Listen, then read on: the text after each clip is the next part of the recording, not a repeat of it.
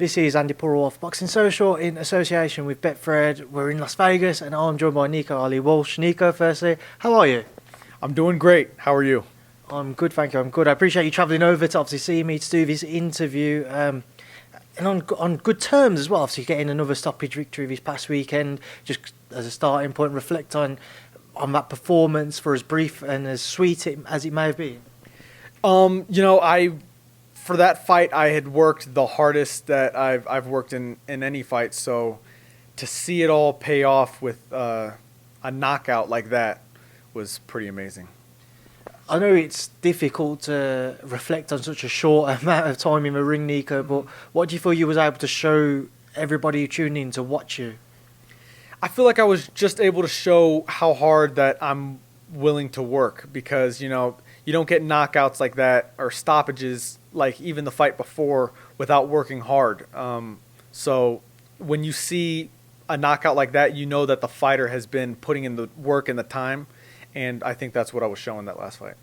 Have you felt a pressure during your career to produce that type of knockout? Because there's a lot of talk about it over on social media on the back of it.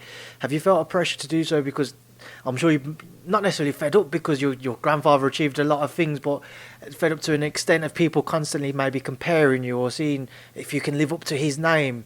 Did you feel the pressure to try and do so with that fight or with previous fights? Honestly, no. I haven't gone into one fight looking for a knockout. My absolute goal is to win the fight, no matter by any means necessary. So I don't feel the pressure of getting a knockout or even performing well. I just want to win and improve every single fight. That's my only goal. And when it comes to my grandfather and the way that they compare me to him, they're always going to fall short when they compare me, no matter how great I am or no matter how many knockouts I get. So they'll learn to not compare me to not just my grandfather, but anybody. Do you think it's unfair when people make those comparisons simply because, again, you're coming into the pro game with not a great deal of experience and your grandfather, again, just went on to do so much? Do you feel it's unfair when people don't just let you get on with your own career, try to make your own name and create your own legacy within the sport?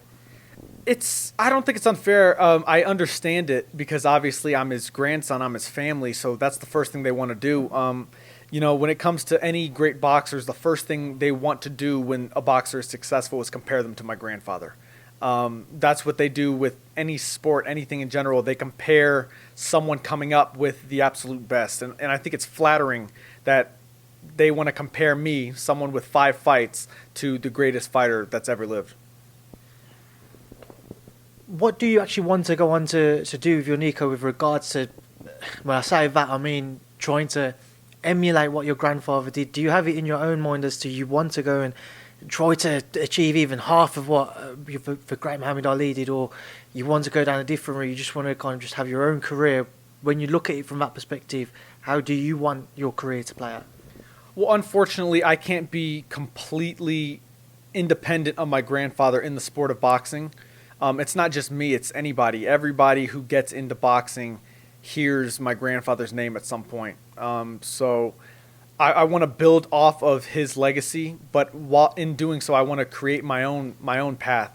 And I just want to do the best I can. And in doing so, I want to be able to make it to the top, and I want to be able to be the best. What would you say of your professional career so far when you reflect on the short journey? What do you think you've shown everybody? What do you think you've learned along the way? I've learned so much. It hasn't even been a year since I've been pro. I've learned so much. I think the biggest thing in terms of boxing is, for the lack of experience, I'm learning that in the gym. And I really feel like I'm able to handle the lights and the pressure and the crowd very well. So I feel like I've learned a lot about that in this short amount of time. A short stint going back to Saturday night in the ring once again. I imagine you've been straight onto the guys at Top Rank to get out as quickly as possible to try and build upon that. So have you spoken to, whether it be Bob, Carl Moretti, whoever it may be, Todd DeBooth, just to try and say to them, like, guys, get me back out ASAP? Yeah, no, I always speak with Bob Arum after every single fight, and he was very happy and impressed with my performance on Saturday. And this just opens so many more doors and opportunities for me because people see that, whoever didn't believe in me before has to believe in me now, because they understand that I'm willing to put in that work and I'm willing to do whatever it takes to make it to where I want to be in boxing. It's an interesting point you make there. Do you feel like that stoppage victory has maybe turned some of those doubters into believers that you're not, whatever you go on to achieve in this sport, you're taking it seriously, you have your own goals and you can achieve whatever, like I say, you have in your own mind? Definitely. A lot of the haters who thought I was getting into boxing for, I don't know, fame or money or whatever, a lot of those guys have just shut up since Saturday. And it's because the proof is in the pudding, and they see that I'm not in boxing for that. I could care less about that stuff, and I'm here to work hard and to be great, and people are starting to finally notice. Nico, how would you like the remainder of 2022 to play out for yourself? Just staying busy. Many, many more fights before the end of the year, and that's all I can ask for. Competing in 4 rounders at the minute, say by the end of the year, would you be looking to pushing towards 8, maybe just 6? Are you looking to take a slow progress? How would you envisage, say, the end, say, by December, your career to have mapped out? That's not even for me to determine the number of rounds. I don't care if it's 15 rounds. We've been preparing for like it's a title fight, like it's a 12-round fight. So I don't care the amount of rounds. In fact, the more rounds it is, the more time it is for me to adapt to that professional style and learn on the job. So I think the more rounds, the better. Most likely, though, I want to say that my next fight would probably be 6 rounds. Nico, no sugar in your corner recently. Just talk to me about that.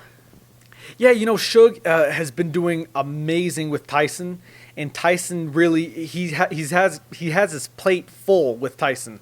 So with Tyson's last knockout, I really hope that's not the last time we're seeing Tyson, even though he claims to be retired. But yeah, me and Suge are still as close as you can get. Suge's like family. Will you be linking up with him once he's kind of back over this side in Nevada? I have no idea. I have no idea. I never say no to anything. Anything's possible. I mean, Nico, just going to get your thoughts of obviously here this weekend. Canelo, Bivol, what's your take? Canelo. Always Canelo. I don't think anyone in the world can beat Canelo right now.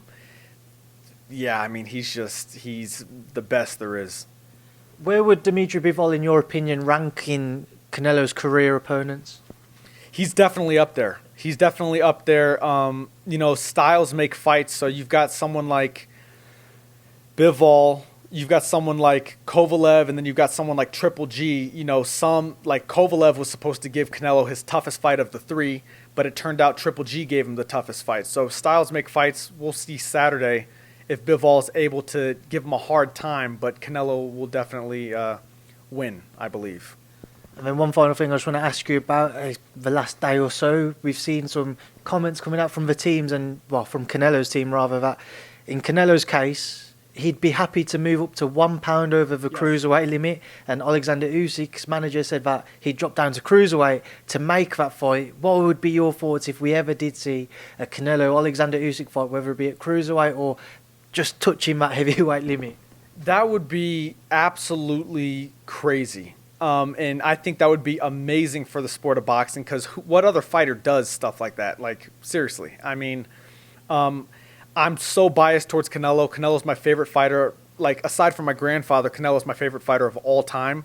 So I think Canelo could beat just about everyone. And Usyk is no easy opponent by any means. But I think Canelo can beat anyone he wants.